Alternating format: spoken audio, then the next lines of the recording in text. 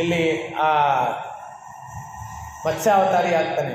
ಇನ್ನೊಬ್ಬ ಜಿಪುಣಾಗ್ರೇಸ ಶಿಖಾಮಣಿ, 1 ಪೈಸೆ ಯಾರಿಗೂ ದಾನ ಮಾಡಿಲ್ಲ, 1 ಪೈಸೆ ಯಾರಿಗೂ ದಾನ ಮಾಡಿಲ್ಲ ಅಂಥದವನು ಲಕ್ಷ್ಮಿಯ ಚರಣಕ್ಕೆ ಬೀಳ್ತಾನೆ.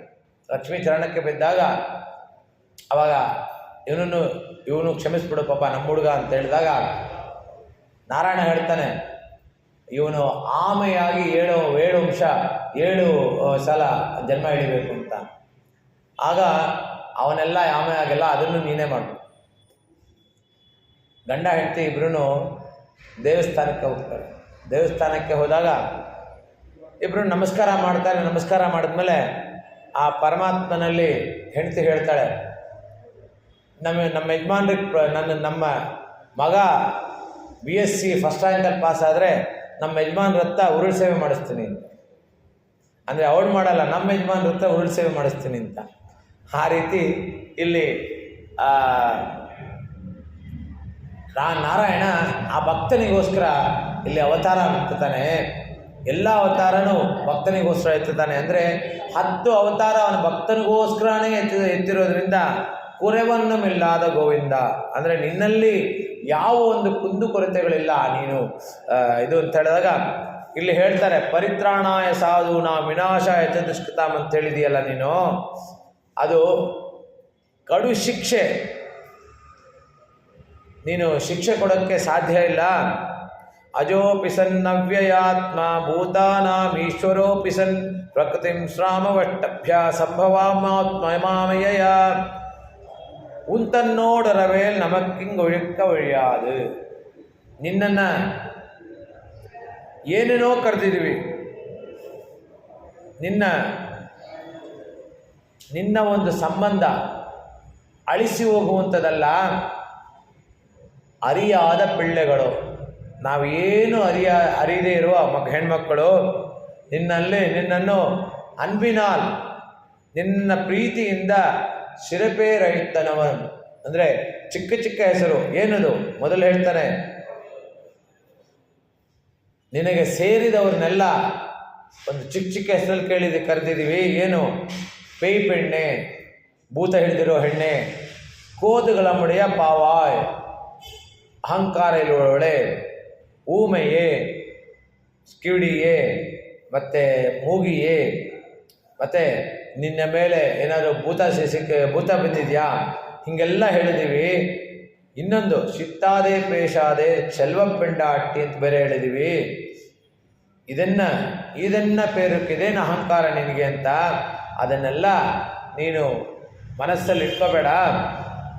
ಮನಸ್ಸಲ್ಲಿಟ್ಕೊಂಡು ನಮಗೆಲ್ಲ ಶಾಪ ಕೊಡಬೇಡ.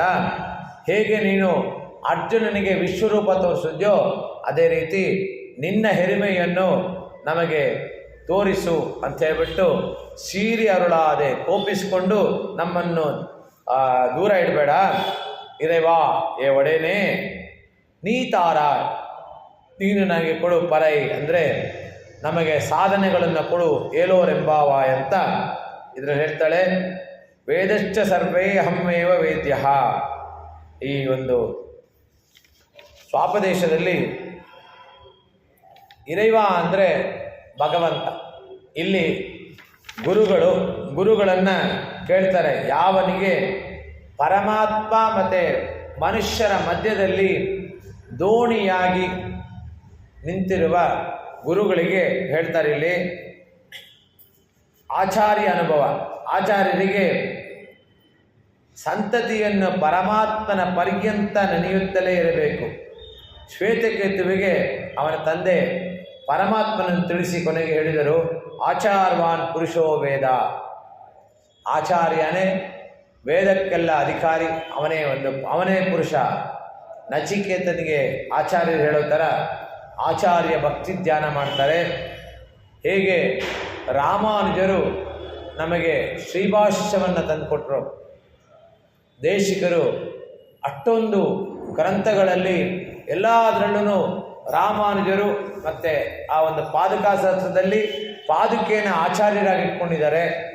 ಅಂಥ ಆಚಾರ್ಯರಿಗೆ ಇರುವ ನೀತಾರ ಇರೆವಾ ಭಗವಂತನೇ, ಅಯ್ಯ ಆಚಾರ್ಯರೇ, ನೀನು ಎಲ್ಲದನ್ನು ಗಮನಿಸಿರುವ ಕೃಷ್ಣ, ನಮಗೆ ಭೇರಿ, ಕಂಜರಿ ಮತ್ತು ಮೃದಂಗ ತೆಗೆದುಕೊಟ್ಟು ನಮ್ಮ ಈ ಒಂದು ವ್ರತಕ್ಕೆ ನೀನು ಸಾರ್ಥಕವಾಗೋ ಥರ ಇರುವಂಥ ಹೇಳ್ತಾಳೆ. ಇನ್ನು சித்தம் சிறகாலே வந்துன்னைச்சே வித்து உன் பொற்றாமரையடியே போற்றும் பொருள்களாய் பெற்றம்மே துண்ணம் குலத்தில் பிறந்து நீ குத்தே வலைங்களை கொள்ளாமல் போகாது இத்தப்பறைகொள்வான் அன்று ஆண் கோவிந்தா எத்தேக்கும் ஏழை பிறவிக்கும் உன் தன்னோடு தோமேயாவோ உனக்கே நாமாட் செய்வோம் மத்தனங்காமங்கள் மாத்தேலோரெம்பாவாய். ಚಿತ್ತಂ ಶಿರಗಾಲೆ ಈ ಒಂದು ವಾದ್ಯವನ್ನು ತಗೊಂಡು ಬೆಳ್ಳಂಬೆಳಿಗ್ಗೆ ನಾವು ಬಂದಿದ್ದೀವಿ. ಚಿತ್ತಂ ಶಿರಗಾಳೆ ಉನ್ ಪೊಟ್ರಾಮರೈ ಅಡಿಯೇ ಪೋಟ್ರಂ, ನಿನ್ನ ಪಾದದ ಕೆಳಗಡೆ ಕಮಲದ ಮೇಲೆ ನಿಂತಿರುವ ನಿನ್ನ ಪಾದದ ಕೆಳಗೆ ನಾವು ಪೋಟ್ರಂ ಪೊರುಳು ಕೇಳ, ನಿನ್ನ ಬಣ್ಣದಿಂದ ಭಿನ್ನದ ಬಣ್ಣದಿಂದ ಕೆಂಪಾದ ಕಮಲದಂತಿರುವ ಪಾದವನ್ನೇ ಪೊಗಳುವುದರ ಅರ್ಥವನ್ನು ಕೇಳು. ಅದು ಅವಳು ಮೇಲಿಟ್ಟು ಹೇಳಿದ ಅರ್ಥ, ಗಂಭೀರವಾದ ಒಳರ್ಥವನ್ನು ಇಟ್ಟಿರುವಳು. ಚಿಟ್ಟಂ ಶಿರಗಾಲೆ ಒಂದು, ಇದರಲ್ಲಿ 3 ರೀತಿ ಶಿರಕಾಲೆ. ಶಿರುಕಾಲಂ, ಶಿರುಕಾಲಂ, ಕಾಲಂ. ಅಂದರೆ ಶಿರುಕಾಲಂ ಅಂದರೆ ಮುನಿವರಂಗಳಂ ಯೋಗಿಗಳಂ ಮೆಳ್ಳವಿಂದ ಹರಿಯನ್ನ ಬೇರುರವಂ.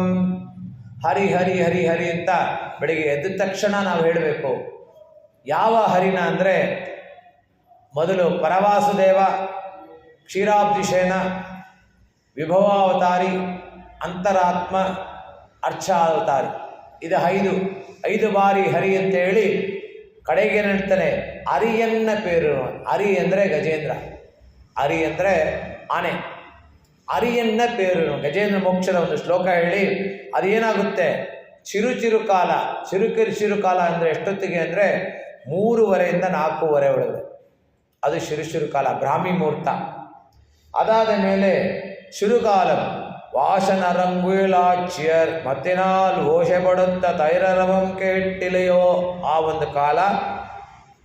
ಅದು ಸುಪ್ರಭಾತ ಹೇಳಿದ ಮೇಲೆ ಪರಮಾತ್ಮನ ಬೆಳಗಿನ ಪೂಜೆ ಎಂದರೆ ಅಭಿಗಮನಕ್ಕೆ ಅಣಿ ಮಾಡಿಕೊಳ್ಳುವ ಕಾಲ. 4:30 5:30 ಕಾಲ. ಕಾಲೇ ಒಂದು ಅಂದರೆ ಬೆಳಗ್ಗೆನೇ ಬಂದಿದ್ದೀವಿ. ಶಂಗಳ್ ಪುಡಿக்கூரை வெண்பல் தவத்தவர் தங்கள் திருக்கோயில் ಶೆಂಗಿಡುವಾನ್ ಪೋತಂದಾರ್, ಆ ಒಂದು ಕಾಲ.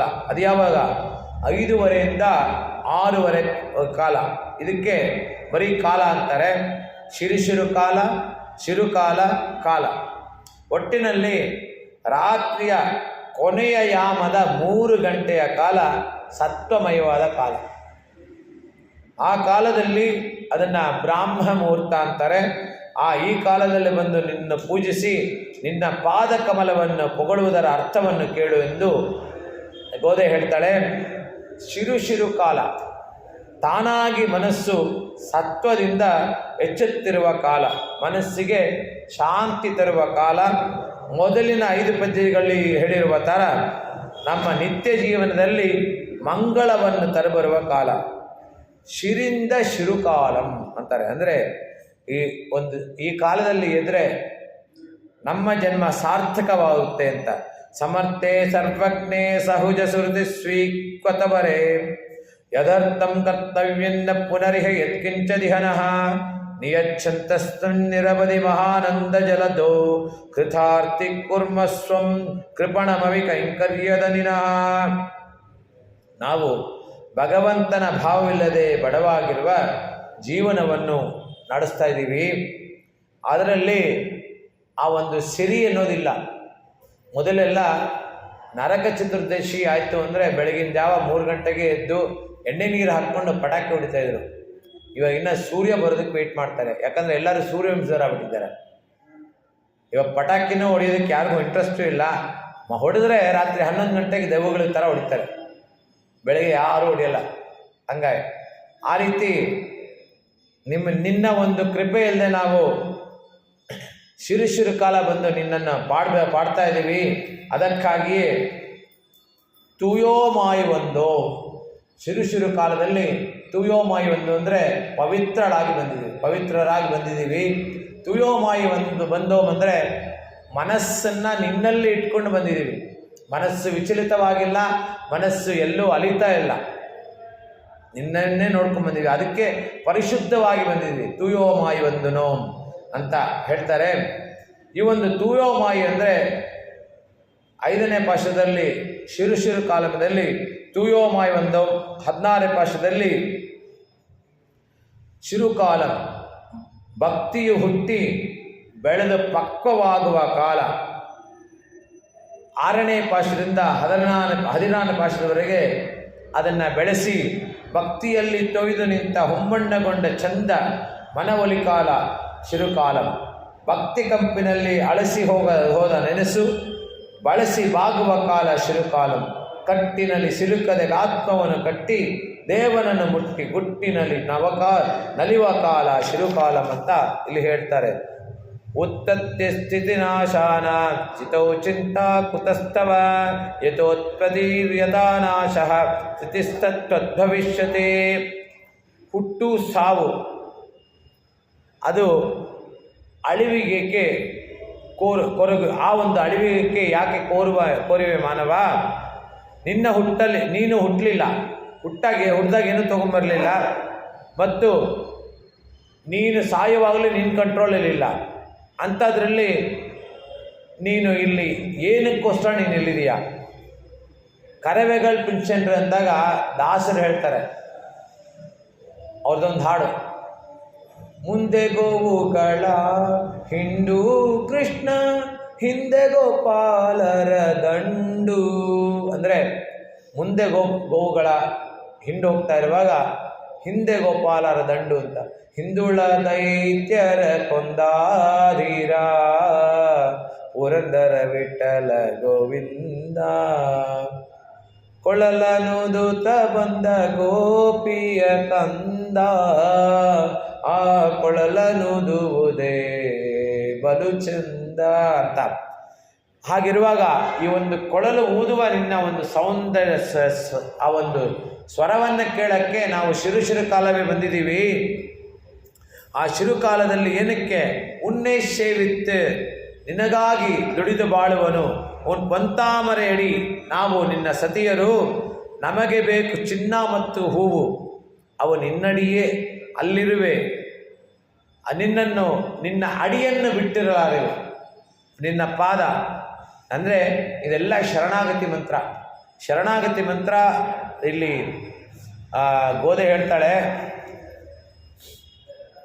ಈ ಒಂದು ಶರಣಾಗತಿನಲ್ಲಿ 5 ಲಕ್ಷ ಜನ ಶರಣಾಗಕ್ಕೆ ಬಂದಿದ್ದಾರೆ. ಆಗ ತ್ವಯ್ಯೇಕಾಂಜಲಿ ಕಿಂಕರೆ ತನುಭೃತಾಂ ನಿರ್ವಾಜ ಸಂವತ್ಸಹೇ ಕಲ್ಯಾಣಾತ್ಮನಿರಂಗನಾಥ ಕಮಲಾ ಕಾಂತೆ ಮುಕುಂದೇ ಸ್ಥಿತೆ ಸ್ವಾಮಿನ್ ಪಾಹಿ ದಯಸ್ವದೇವ ಶಕುಶಲಿನ್ ಜೀವ ಪ್ರಭೋ ಭಾವಯ ಇತ್ಯಾಲಾಪ ಸವಲೇಪಿತಂ ಪ್ರಲಿಪಿತಂ ಜಿಘ್ರೇತಿ ಜಿಗ್ವಾ ಮಮ. ನಿನ್ನ ಕೈಯಲ್ಲಿ ನಾವು ನಿನಗೆ ಕೈ ಮುಗಿದು ನಿನ್ನ ಮಂಗಳ ರೂಪವಾದ ಕಣ್ಣ ಮುಂದಿರುವಾಗ ನಾವು ಏನು ಕೇಳಲು ತೋಚಲ್ಲ. ಇಷ್ಟೊಂದು ಕೇಳಬೇಕು, ಅಷ್ಟೊಂದು ಕೇಳಬೇಕು. ತಿರುಪತಿ ದೇವಸ್ಥಾನಕ್ಕೆ ಹೋದಾಗ, ತಿರುಮಲೆಗೆ ಹೋದಾಗ ಅವನನ್ನು ಅಷ್ಟೊಂದು ಕೇಳಬೇಕು ಅಂದ್ಕೊಂಡು ಹೋಗ್ತೀವಿ. ಅಷ್ಟು ಕಷ್ಟಪಟ್ಟು ಹೋದಾಗ ನಾವೇನು ಹೋಗ್ತಾ ಇಲ್ಲ, ಜನಗಳು ನಮ್ಮನ್ನು ತಳ್ಳಿ ಅವನ ಮುಂದೆ ನಿಲ್ಲಿಸ್ತಾರೆ, ಮತ್ತೆ ತಳ್ಳಿ ಹೊರಗಡೆ ತಳ್ತಾರೆ. ಹಾಗಿರುವಾಗ ಅವನಲ್ಲಿ ಹೋದ ತಕ್ಷಣ ಅಯ್ಯೋ ಅವನು ಸರಿಯಾಗಿ ನೋಡೋಕ್ಕಾಗಲಿಲ್ವಲ್ಲ ಅನ್ಕೋತೀವಿ. ಆದರೆ ಅವನು ನಮ್ಮನ್ನು ನೋಡಿರ್ತಾನೆ. ಅಯ್ಯೋ ಕಷ್ಟಪಟ್ಟು ಬಂದಿದ್ದಾನೆ ಇವನು ಅಂತ ಹೇಳ್ಬಿಟ್ಟು. ಹೇಗೆ ಇಂದ್ರನಿಗೆ ಶಾಪ ಬರುತ್ತೆ. ಯಾಕೆ ಅಂದರೆ ಲಕ್ಷ್ಮಿ ಬೃಹಸ್ಪತಿ ಇವ್ರಿಗೆ ದೂರ್ವಾಸರಿಗೆ ಮಾಲೆ ಹಾಕಿರ್ತಾರೆ. ಆ ಮಾಲೆನ ಇಂದ್ರನ ಕೈಲಿ ಕೊಡ್ತಾರೆ, ಇಂದ್ರನಿಗೆ ಹಾಕ್ತಾರೆ ದೂರ್ವಾಸರು. ಇಂದ್ರನಿಗೆ ಹಾಕಿದಾಗ ಇಂದ್ರ ಏನು ಮಾಡ್ತಾನೆ, ಆನೆ ಕೈಲಿ ಕೊಡ್ತಾನೆ.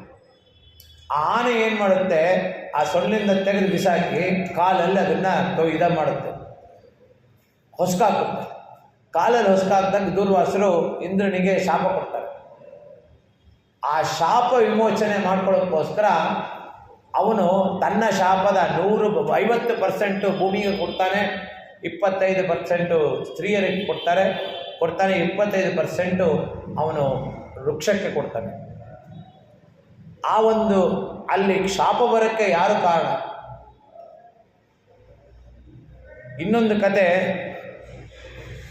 ದೂರ್ವಾಸರಿಗೆ ಶಾಪ ಎಷ್ಟು ಕೊಡ್ತಾರೋ ಅಷ್ಟು ಎನರ್ಜಿ ಜಾಸ್ತಿ ಆಗುತ್ತೆ. ಬೇರೆ ಋಷಿಗಳಿಗೆ ಶಾಪ ಕೊಟ್ಟರೆ ಮತ್ತೆ 10,000 ವರ್ಷ ಕೂತ್ಕೊಂಡು ಅದನ್ನು ಆ ಪವರ್ ತಗೋಬೇಕು. ದೂರ್ವಾಸರಿಗೆ ಒಂದು ಶಾಪ ಕೊಟ್ಟರೆ ಅವರಿಗೆ TRP ಜಾಸ್ತಿ ಆಗ್ಬಿಡುತ್ತೆ. ಇವಾಗ ಯಾವೊಂದು TV ಚಾನಲಲ್ಲಿ ಯಾರು ಹೆಚ್ಚಾಗಿ ತೋರಿಸ್ತಾರೋ ಅನ್ವಾಂಟೆಡ್ ಥಿಂಗ್ಸು ಅವ್ರಿಗೆ TRP ಜಾಸ್ತಿ ಆಗುತ್ತೆ. ಅದೇ ರೀತಿ ದೂರ್ವಾಸರಿಗೆ ಶಾಪ ಕೊಟ್ಟಿದ ತಕ್ಷಣ ಅವ್ರ TRP ಜಾಸ್ತಿ ಆಗ್ಬಿಡುತ್ತೆ. ಹೀಗೆ ದುರ್ಯೋಧನ ದೂರ್ವಾಸರ ಕರೆದ್ಬಿಟ್ಟು, ನೀವು ಪಾಂಡವರ ಹತ್ರ ಹೋಗಿ, ಪಾಂಡವರು ವನವಾಸದಲ್ಲಿರ್ತಾರೆ, ನೀವು ಹೋಗಿ ಅವರಲ್ಲಿ ಭೋಜನವನ್ನು, ಅವರ ಆತಿಥ್ಯ ಸ್ವೀಕರಿಸಿ ಅಂತ ದೂರ್ವಾಸರು ಹೇಳ್ತಾರೆ. ನೀವೊಬ್ಬರೇ ಹೋಗ್ಬೇಡಿ, ನಿಮ್ಮ ಶಿಷ್ಯರನ್ನೆಲ್ಲ ಕರ್ಕೊಂಡೋಗಿ.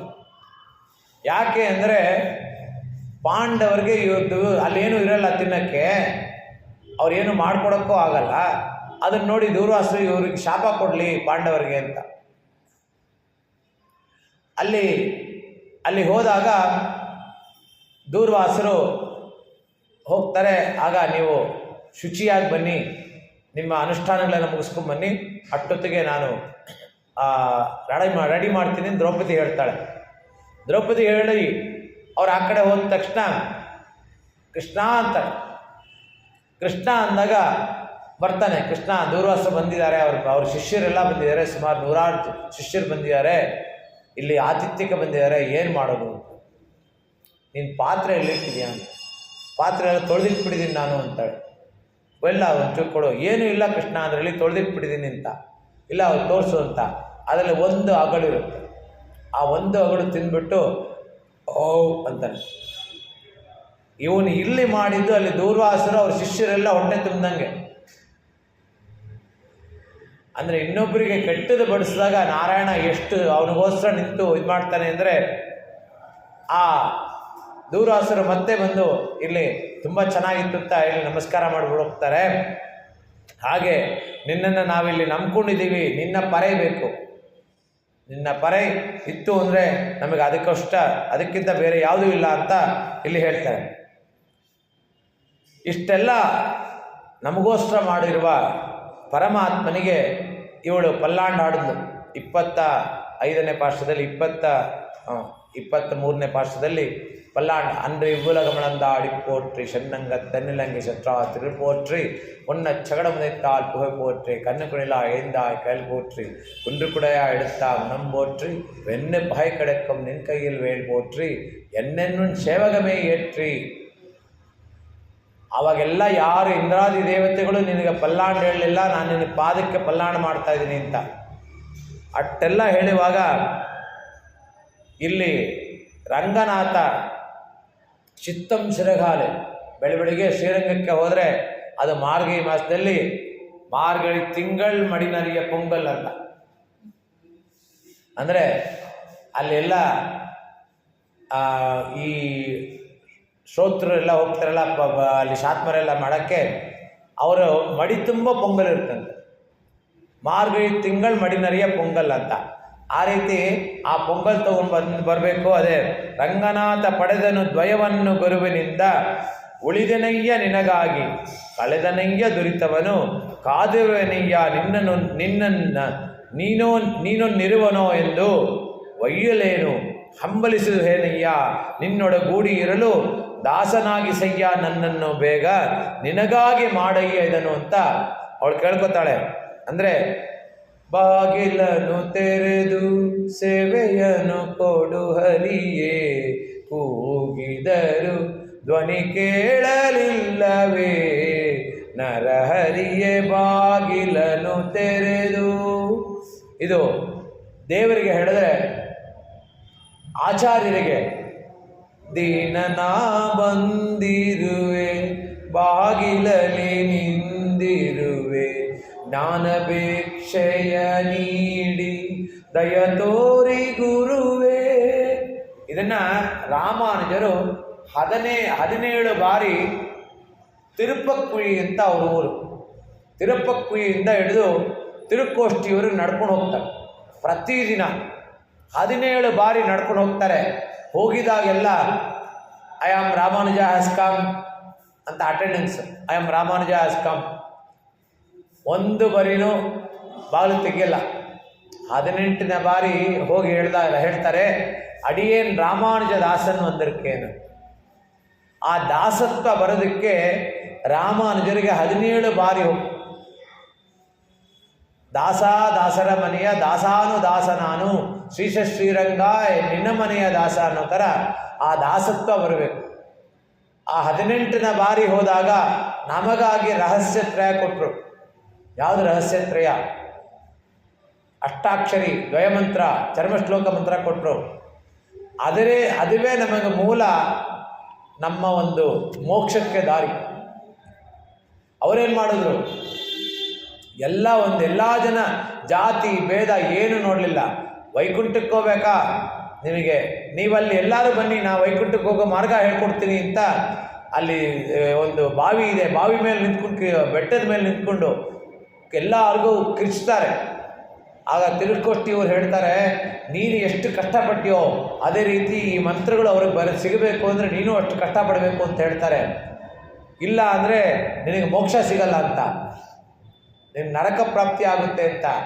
ಆಗ ರಾಮಾನುಜರು ಹೇಳ್ತಾರೆ, ನಾನು ಒಬ್ಬ ನರಕಕ್ಕೆ ಹೋದರೆ ಪರವಾಗಿಲ್ಲ, ಈ ಮಿಕ್ಕಿದವರೆಲ್ಲ ಸ್ವರ್ಗಕ್ಕೆ ಹೋದರೆ ಅಷ್ಟೇ, ಮೋಕ್ಷ ಸಿಕ್ಕಿದ್ರೆ ಅಷ್ಟೇ ಸಾಕು ಅಂತ.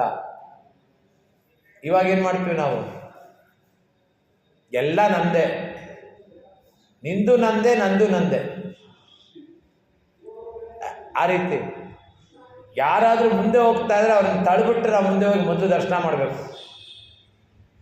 ಆ ದೇವಸ್ಥಾನ ಅಂತಲೂ ನೋಡಲ್ಲ. ಆ ರೀತಿ ನಾವು ರಾಮಾನುಜರಲ್ಲಿ ನನಗೊಬ್ಬನಿಗೆ ನರಕ ಪ್ರಾಪ್ತಿ ಆದ ಪರವಾಗಿಲ್ಲ, ಮಿಕ್ಕದವರಿಗೆಲ್ಲ ವೈಕುಂಠ ಪ್ರಾಪ್ತಿ ಆಗಲಿ ಅಂತ ಮಾಡ್ತಾರೆ. ಉನ್ನೈ ಸೇವಿತ್ತೆ, ಅವ್ರ ಬೆಳಿಗ್ಗೆ ನಿಮ್ಮನ್ನು ನಮಸ್ಕಾರ ಮಾಡಿ ಕುಂತಾಮರೈ, ನಿನ್ನ ಒಂದು ಕಮಲಕ್ಕೂ ನಾರಾಯಣನ ಪಾದಕ್ಕೂ ಒಂದು ಬಾರಿ ಪಂದ್ಯ ಬಂದದ್ದು. ಪಂದ್ಯ ಬಂದಾಗ ನಾರಾಯಣನ ಪಾದ ಸ್ಮೂತಾಗಿದೆಯೋ, ಕಮಲದ ಹೂವು ಸ್ಮೂತಾಗಿದೆಯೋ ಅಂತ ಇವೆರಡರ ಮೇಲೆ ಪಂದ್ಯ ಬಂದಾಗ ಯಾರು ಗೆಲ್ತಾರೋ ಅವ್ರ ತಲೆ ಮೇಲೆ ಇಟ್ಕೋಬೇಕು. ಯಾರು ಗೆಲ್ತಾರೋ ಇವಾಗ ಕಮಲ ಗೆದ್ದಿತ್ತು ಅಂದರೆ ಕಮಲನ ನಾರಾಯಣ ತಲೆ ಮೇಲೆ ಇಟ್ಕೋಬೇಕು. ನಾರಾಯಣನ ಪಾದ ಗೆಲ್ತು ಅಂದರೆ ನಾರಾಯಣನ ಪಾದ ಕಮಲದ ಮೇಲೆ ಇಡಬೇಕು. ಆ ಪಂದ್ಯದಲ್ಲಿ ಎಷ್ಟು ಸಾಫ್ಟಾಗಿದೆ ಅಂದರೆ ನಾರಾಯಣನ ಪಾದ, ಅದಕ್ಕೆ ದೇಶಿಕರು ಹೇಳ್ತಾರೆ, ಮರುಮಗಳು ಸೀತೆ ಲಕ್ಷ್ಮಿ ಒಂದು ಬಾರಿ ಆ ನಾರಾಯಣನ ಮುಟ್ಟಿದ್ಲಂತೆ. ಮುಟ್ಟಿದ್ದಕ್ಕೆ ಆ ಭಾಗ ಕೆಂಪಗಾಗುತ್ತೆ, ಬ್ಲಡ್ ಕ್ಲಾಟ್ ಆಗೋಯ್ತಂತೆ. ಮರುಮಗಳು ಕೈ ವರುಡ ಮಲರ್ ಪೋದಿಲ್ ಶಿವಂದನ ಅಂತ, ಮರುಮಗಳು ಕೈ ವರುಡ ಮಲರ್ ಪೋದಿಲ್ ಶಿವಂದನ ಅಂತ ದೇಶಿಕರು ಅಧಿಕಾರ ಸಂಘದಲ್ಲಿ ಹೇಳಿದ್ದಾರೆ. ಅಂದರೆ ಅಷ್ಟೊಂದು ಮೆಲ್ಮೆಯಾದ ಒಂದು ಪಾದ. ಆ ಪಾದದ ಕಡೆಗೆ ನಾರಾಯಣನ ಪಾದ ಗೆಲ್ತಂತೆ. ಅದಕ್ಕೋಸ್ಕರ ಇವಾಗ ಎಲ್ಲ ದೇವಸ್ಥಾನದಲ್ಲೂ ಪೀಠ ಬಂದು ನೋಡಿದ್ರೆ ಕಮಲದ ಥರನೇ ಪೀಠ ಇರುತ್ತೆ. ಅದು ಹಾಗೆ ಅಂತ ನಿನ್ನ ಒಂದು ತಾಮರೆಯಡಿ ಚಿನ್ನ ಮತ್ತು ಆ ಒಂದು ಹೂವದ ಕೆಂದಾವರೆಯ ಆಗಿರುವ ಕಮಲದ ಅಡಿ, ಅದರ ಮೇಲಿರುವ ನಿನ್ನ ಪಾದವನ್ನು ನಾವು ನಂಬಿ ಬಂದಿದ್ದೇವೆ. ಏನಂತಾರೆ ಇಲ್ಲಿ? ಅದು ಏನು? ಶಿಟ್ಟಂ ಸಿರಗಾಲೆ ಬಂದಿದ್ದೀವಿ. ಇತ್ತೈ ಪರೆಗೊಳ್ವಾನ್ என்று அன்றுகான் ಗೋವಿಂದ ಎತ್ತೆಕ್ಕಂ ಏಳೇ ಪೆರವೆಕ್ಕಂ, ಎತ್ತೆಕ್ಕಂ ಏಳೇ ಪೆರವೆಕ್ಕಂ, 7 ಜನ್ಮಕ್ಕೆ. ಅದನ್ನೇ ಹೇಳಿದ್ವಲ್ಲ, 7 ಜನ್ಮ. ಮತ್ಸ್ಯ ಬರೀ ಸುಳ್ಳು ಹೇಳೋನು 7 ಜನ್ಮ ತಗೋಬೇಕಂತೆ. ಮತ್ಸ್ಯ ಅವತಾರ, ಮತ್ಸ್ಯ ಮೀನಿನ ಜನ್ಮ. ಇದೇ ರೀತಿ ವರಾಹ ಜನ್ಮ ಭೂಮಿನಲ್ಲಿ ಅವನು ಯಾವಾಗಲೂ ಭೂಮಿ ಅಗಿತಾ ಇದ್ದಂತೆ. ಭೂಮಿ ಅಗೆದು ಭೂಮಿಗೆ ಕೆಟ್ಟದೇ ಮಾಡ್ತಾ ಇದ್ದಂತೆ. ಅದಕ್ಕೋಸ್ಕರ ಕಡೆಗೆ ತಾಯಿಗೆ ಶರಣಾದಾಗ, ನೀನು ಭೂಮಿಗೆ ತುಂಬ ಇದು ಮಾಡಿದ್ಯಾ, ವರಾಹವತಾರ 7 ಜನ್ಮ ನೀನು ಹಂದಿಯಾಗ್ಬಿಡ್ಬೇಕು. ಅದಕ್ಕೇ ಅವನೇ ಆ ಭಕ್ತನಿಗೋಸ್ಕರ ಭಕ್ತ ಪರಾಧೀನನಾದ ಪರಮಾತ್ಮ ವರಾಹ ಅವತಾರ ಮಾಡಿಕೊತಾನೆ. ಹೀಗೆ ಈ ಒಂದು ಪರಿಭಕ್ತಿ ಪರಿಜ್ಞಾನ ಪರಮಭಕ್ತಿ ಕೃತ ಪರಿಪೂರ್ಣ ಅನವರತ ನಿತ್ಯ ವಿಶದತಮ ಅನನ್ಯ ಪ್ರಯೋಜನ ಅನವಧಿಕ ಅತಿಶಯ ಪ್ರೀತಿಕಾರಿಕ ಅಶೇಷಾವಾಶ್ಚೋಚಿತ ಅಶೇಷ ಶೇಷತ್ವ ಕರಿತಿರೂಪ ನಿತ್ಯಂ ಕಿಂಕರೋ ಭವಾನಿ ಅಂತ ಇದರ ಶ್ರೀಭಾಷ್ಯಮದಲ್ಲಿ ಪರಮಾತ್ಮನ ಬಗ್ಗೆ ರಾಮಾನುಜರು ಹೇಳಿದ್ದಾರೆ. ಏನು ಇದಕ್ಕೆ ವ್ಯಾಖ್ಯಾನ ಬಂದು ನಿಗಮಾಂತ ದೇಶಕ್ಕೆ ಕೊಟ್ಟಿದ್ದಾರೆ. ಪರಭಕ್ತ್ಯಾದಿ ಮೂಲತ್ತಂ ಕೈಂಕರ್ಯಸ್ಯ ಯದುಚ್ಯತೆ ಗದ್ಯಾದಿಷು ತದಪ್ಯಾಹುರ ಪ್ರವರ್ಗ ದಶಾತ್ರೈಜಂ ಉತ್ತರೋತ್ತರಯೋ ಸ್ವಾಮಿ ಸಾಕ್ಷಾತ್ ಕರಣಭೋಗಯೋ ಪೂರ್ವಕ್ಷಣೇಷ್ಟತ್ವಾತ್ ತತ್ಪೂರತ್ವ ಮುದೀರಿತಂ. ಅಂದರೆ ಪರಭಕ್ತಿ ಮೊದಲಾவது ಮೂಲವಾಗಿ ಪರಮಾತ್ಮ ಕೈಂಕರ್ಯವನ್ನು ರಾಮಾನುಜರು ಯಾಚಿಸಿದ್ದಾರೆ. ವೈಕುಂಠದಲ್ಲಿ ಅಂದು ಹಿಂದಿನ ರೂಪ ಸಾಕ್ಷಾತ್ಕಾರ ಭೋಗಕ್ಕಿಂತಲೂ ಮುಂದಿನ ರೂಪ ಸಾಕ್ಷಾತ್ಕಾರ ಭೋಗದ ಅತಿಶಯವು ಆನಂದ ಮತ್ತು ಕೈಂಕರ್ಯವನ್ನು ಅನಂತವನ್ನಾಗಿ ಮಾಡಿದೆ ಅಂತ ಇಲ್ಲಿ ಹೇಳ್ತಾರೆ. ಭಕ್ತನಂ ಕಾಮಂಗಳ್, ನಮ್ಮ ಮಿಕ್ಕ ಪ್ರಾಕೃತಿ ವಿಷಯದಲ್ಲಿ ನಮಗಿರುವ ಆಸೆಗಳನ್ನು ಹೋಗಲಾಡಿಸಿ ಏಲೋರೆಂಬಾವಾಯ್ ಅಂತ. ಶತಮ ಕಮಣಿಲೀಲಾ ಚಿತ್ತಂ ಸಿರಗಾಲೆ ಒಂದೊನ್ನೆ சேவித்து உன் பொற்றாமரையடியே போர்த்தும் பொருள்கேளாய் பெத்தம்மே துண்ணம் குலத்தில் பிறந்து நீ குத்தேவல்களை கொல்லாமல் போகாது இத்தை பறைகொள்வான் அன்று கான் கோவிந்தா எத்தேக்கும் ஏழே பிறவிக்கும் உத்தன்னோடு தோமேயாவோம் உனக்கே நாமாட்சைவோம் மத்தனம் காமங்கள் மாற்றேலோரெம்பாவாய்.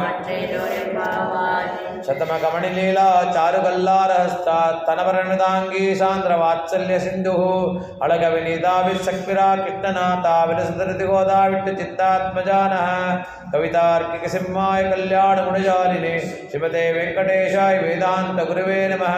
ಶ್ರೀಮತೆ ನಿಗಮಾಂತ ಮಹಾದೇಶಿಕಾಯ ನಮಃ. ಶ್ರೀ ಗೋದಾಯೈ ನಮಃ.